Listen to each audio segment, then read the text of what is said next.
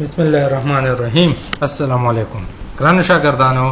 دینه مخکې لیکچر کې مونږه سویپ اپریشن باندې خبره وکړه. سویپ اپریشن یو داسې اپریشن چې هغه کې مونږه ټو ویلیوز مطلب د دوه ویریبلز چې کوم ویلیوز دي هغه مونږه یو بل سره ایکسچینج کوو. نو دینه مخکې چې کوم سویپ اپریشن هغه کې مونږه انټیجرز چې کوم دی هغه مونږه یو بل سره سویپ کړل. که تاسو مخکې لیکچر وګورئ په دې پلی لیست کې نو هغې کې مونږه د ایکس او د وای چې کوم ویلیوز وو هغه یو بل سره ایکسچینج کړل.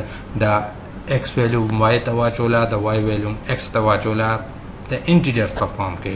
په دې اپریشن کې به مونږ وایو چې مونږ سره ایکس او وای کې دوه سټرینګز دي، نو بیا به مونږ سره د دې سویپینګ څنګه کېږي په پایتان لینګویج کې.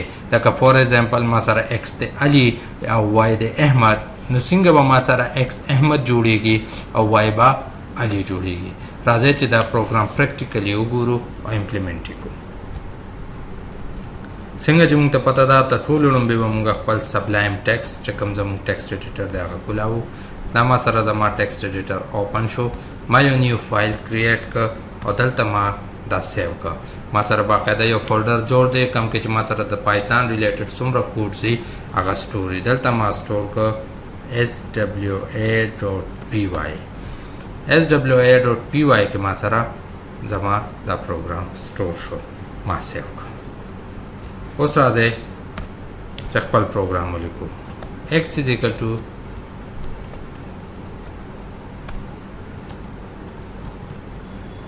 علي، y is equal to احمد، علي احمد. که زه دا ولیکم پرنټ x is equal to comma x, y is equal to comma y. as it does لیکلی شم چې پرنټ هغه بیا مونږ انشاءالله دې نه پس د سټرنګ اپریشنز کې کوکې کنټینیوشن څنګه کېږي هغه بیا مونږ په هغې کې وکړو. خو دا مونږ داسې هم کولی شو چې پرنټ x comma y. چې کله مونږ دا پروګرام رن کو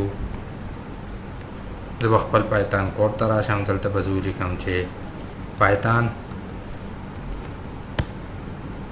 swa.py علي احمد، x is equal to علي، y is equal to احمد، علي احمد. دا ما سره پرنټ شو. اوس که زه غواړم چې دا زه سویپ کړم نو په سټرینګ په فارم کې به زه دا څنګه سویپ کوم. نو د سټرینګ په فارم کې د سویپینګ دپاره ماله څه پکار دی؟ یو ایکسټرا ویریبل پکار دی چې زه هغې ته ویم زیډ.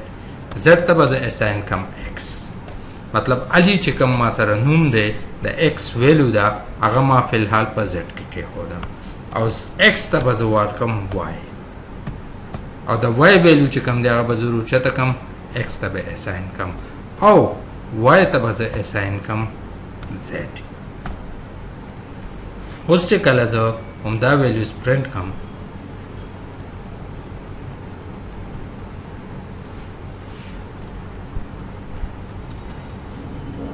او کله زه خپل پروګرام رن کړم نو ما سره شو دینه مخکې ما سره و علي احمد، اوس ما سره شو احمد علي، احمد علي. مطلب ما سره د ایکس کې چې کوم ویلیو و علي هغه لاړه ایکسچینج شوه وای سره، او په وای کې چې کوم ویلیو و احمد هغه راغی ایکس ته. نو ما سره سویپ اپریشن پرفارم شو د سټرینګز په صورت کې.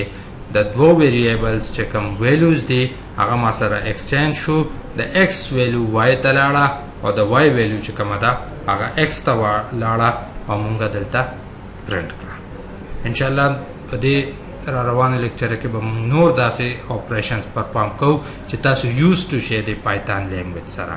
چې کله تاسو یوز ټو شئ نو بیا به مونږ چې کوم نور اپریشنز دي او نور چې کوم زمونږ سټرینګز دي یا ایډوانس ټاپکس دي هغې ته مهرباني.